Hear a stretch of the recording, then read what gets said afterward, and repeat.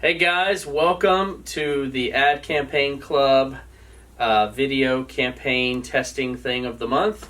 We're going to eventually move into more tests and things like that we roll out every month.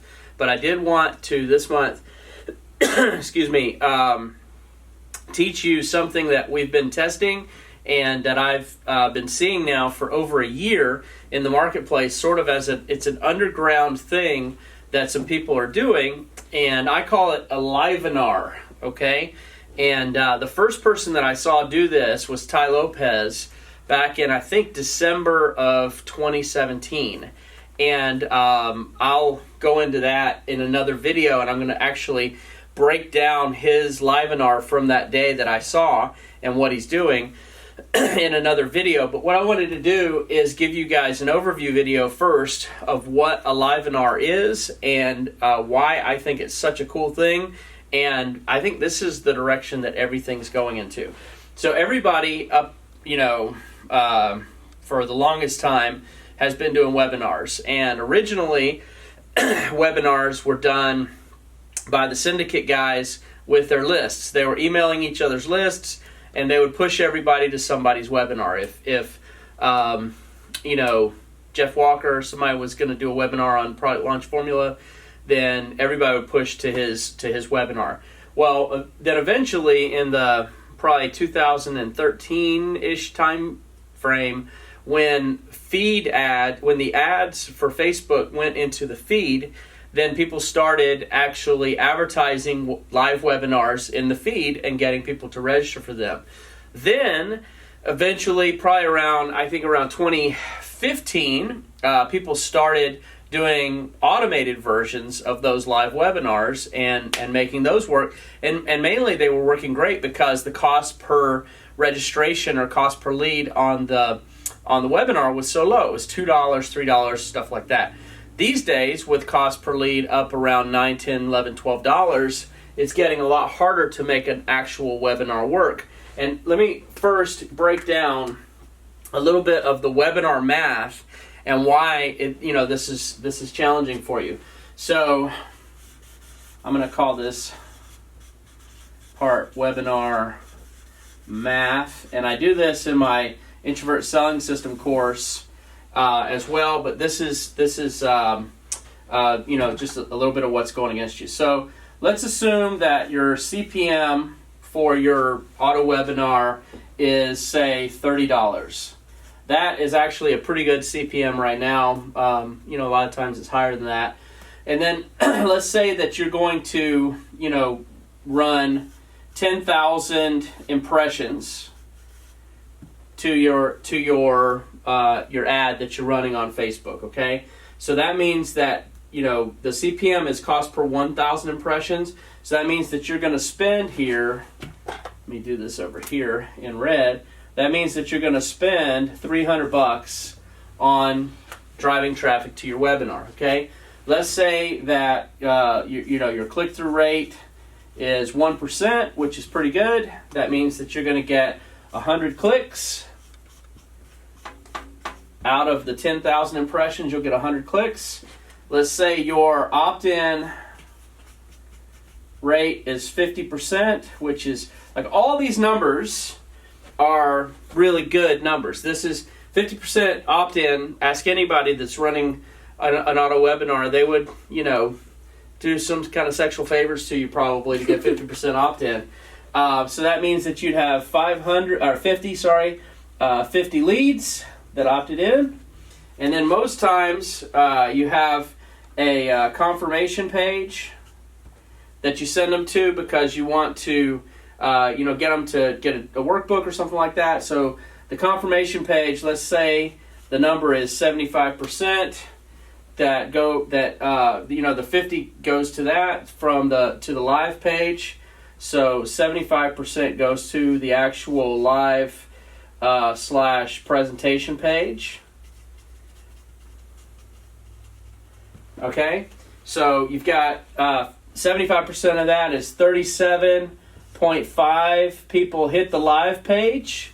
I call it the live page. It's where your presentation sits. It's where the webinar actually sits, right? So you got 37.5 people that do that. Then let's say your webinar is pretty good, and 50% of the people stay till the end. And actually, I call this the saw rate. They saw your pitch. So you have 18.75 people that actually saw your pitch.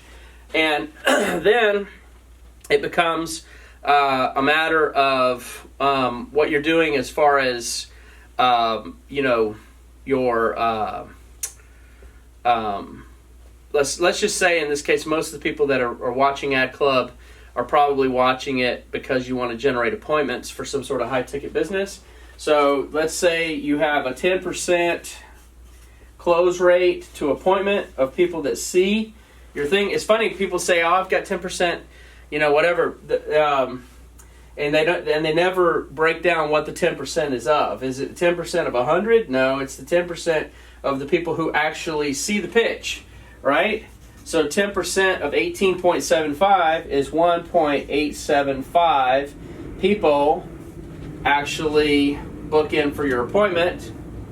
So this is the number of appointments that you're getting for $300. So that means that generally speaking, your appointment cost is somewhere in the $170 range there, if I had to guess. Okay, so the reason that this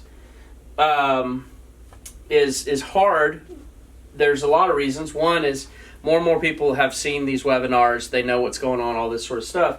But what's happening is at each point of the deal here, if I just break all these things down, you lose just a little bit more people out of your funnel at every point. It's like your funnel is leaking, right? And so you have all, like, this funnel has all these little steps that people have to go through, and you're losing people at every one of these steps, right?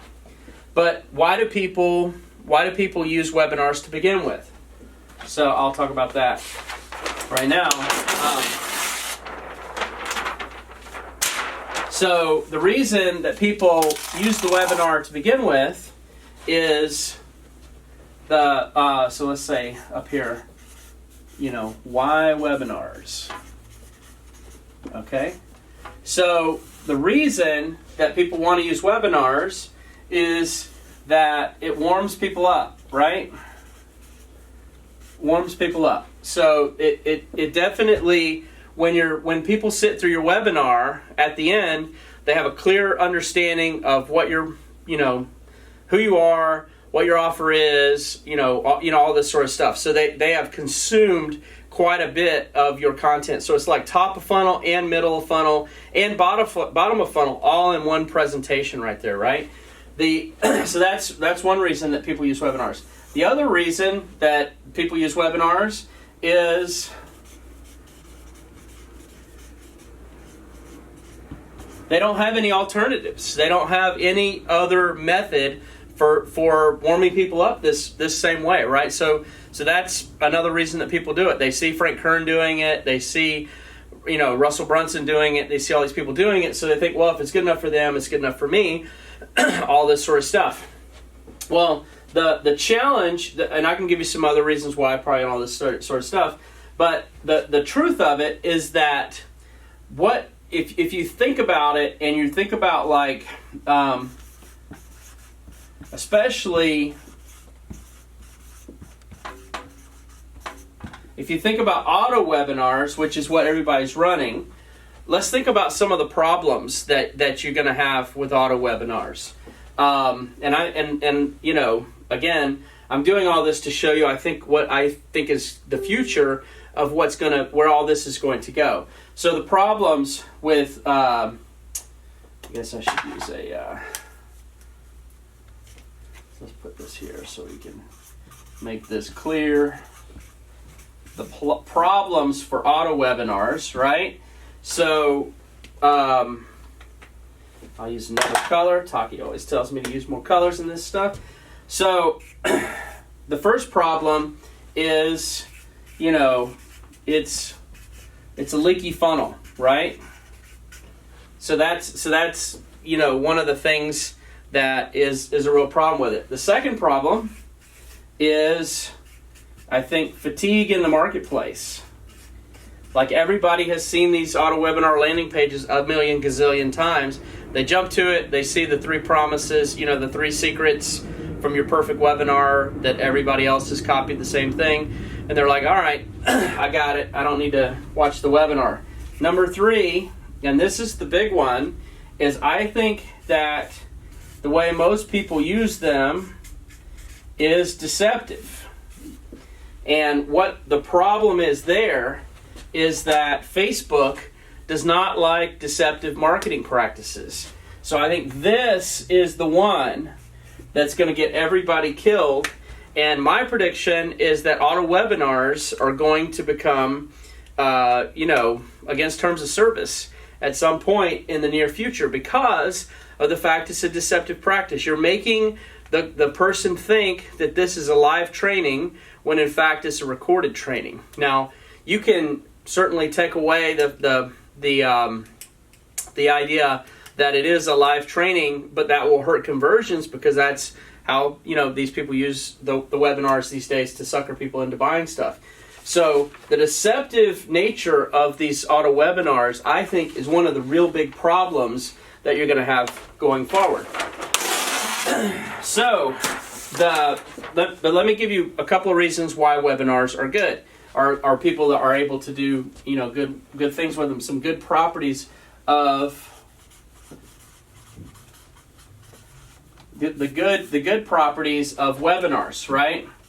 So the one big thing about warming people up is that you have the time to do a longer presentation, right?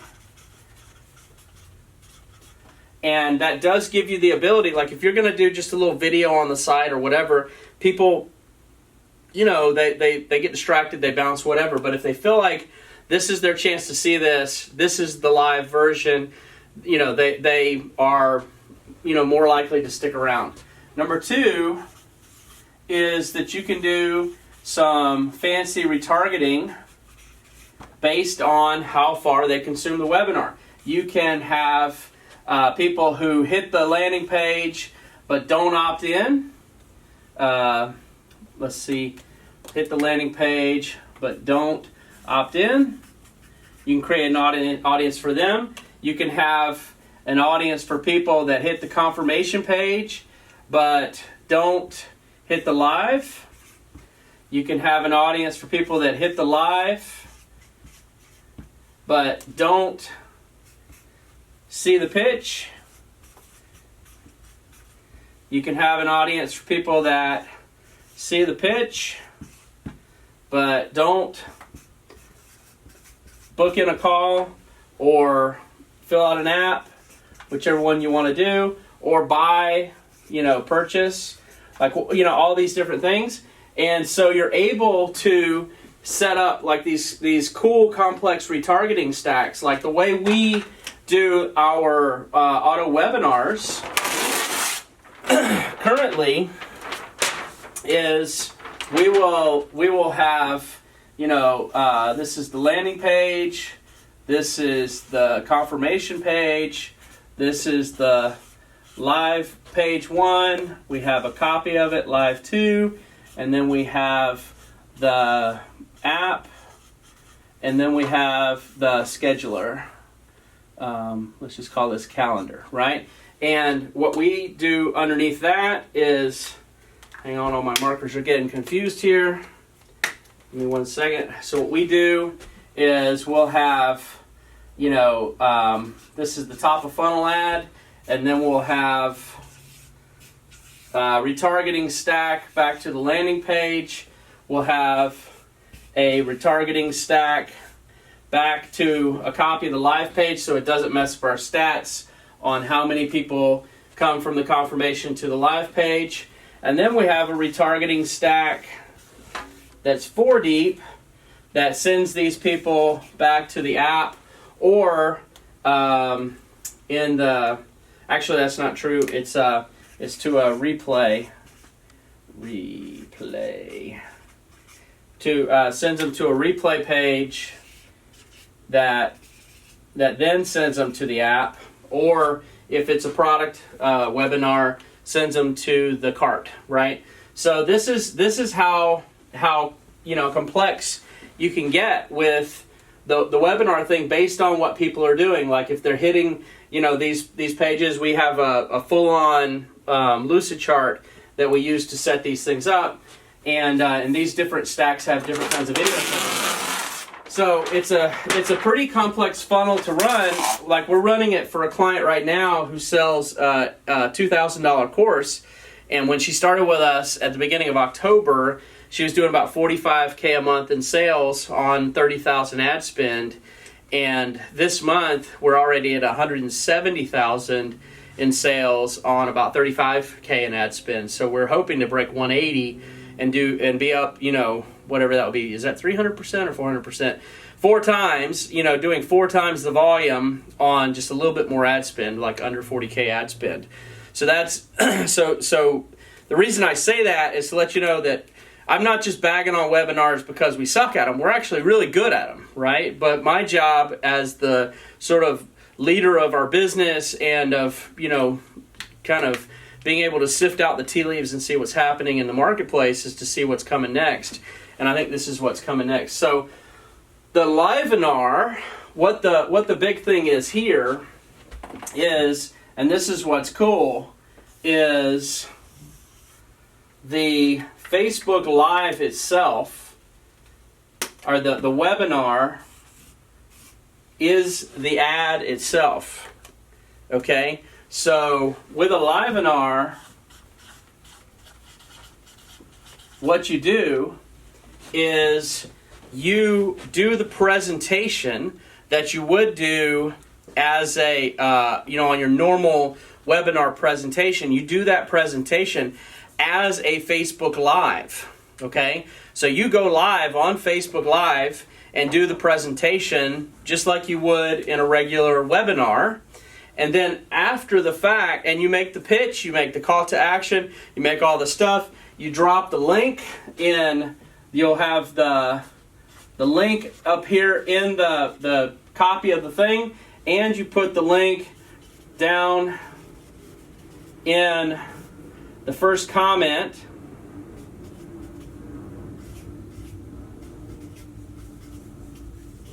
to either book in or whatever. And I don't know if this has changed, but when I was first doing this about a year ago, you had to drop that link and pin it in the first comment while you're live. So you have to have somebody on your team actually pin this comment to the pin this comment to the first comment while you're live, because then you can do it. So you say, well, why would I do that versus the old way of doing things? And then I'm going to give you a few tips on how this works and why it's important. The first reason that you would do it this way is that, and this is one of the, I'm going to give the pros over here, is it keeps people on Facebook, right? So instead of having an ad that is going to take people off of Facebook, which they don't like, they charge you a premium for that, right? So they're always going to charge you a premium for taking people off of Facebook. That's why you have $9, $10, $11, $12 registration costs on your landing page, because how much they charge to take people off.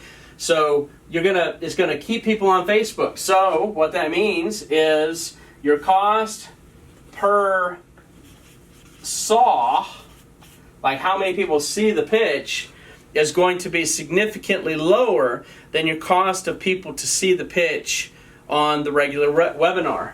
The other thing is you have different ad units, like video views, that achieve the same thing that you're achieving with running people. Like, think about it. You run an ad, you get them to click off to the landing page, then half of them say, okay, I'll give you my email for this. Whether they give you a real one or not is yet to be seen. But say 50% of them give you a real one. Then they go to the confirmation. Then they go to the thing. That's how many people are getting to your live page like 37.5 out of 10,000 impressions, right? Whereas with this thing, 10,000 impressions, all 10,000 start to see your pitch. Does that make sense? If you run 10,000 impressions on the ad like this, 10,000 of them are at the same point that your 37.5 are at with your old school, old funnel way of doing this, right? So that is the thing. It's just pure math. It's 10,000 people versus 37.5 people, right? So you say, okay, I'm starting to get this. Now here's the thing that you've got to do a little bit different. The old school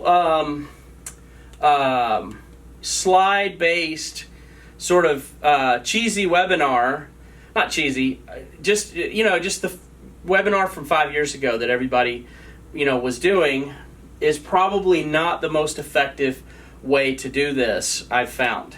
I've tried to do it as a screen share. I've tried to do it as a slide base, and I've tried to do it, even with drawing and stuff. And the thing that I've found that is most effective as a way of doing this is actually, I drew this thing right here. I shouldn't have done that, but is actually going to be what I'm doing right now. It's the person standing in front of a whiteboard, or even better, a flip chart. That's what Ty Lopez has been doing for a year and a half now. The best would be to stand in front of a flip chart like this and just teach, and go through your thing. Your content of your webinar can be the same. It can be your 3 secrets, breaking beliefs, doing all that stuff. But the idea is you stand in front of this.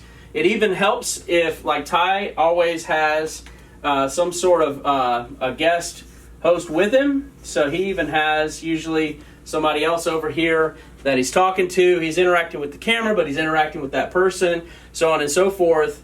And you end up with sort of this thing. Just to be honest, the downside of this is I think that the market is not as trained to know what this is. So sometimes I think you have to keep working with your energy and stuff to keep people wanting to watch it, but it definitely works. I'm going to tell you some results in just a minute.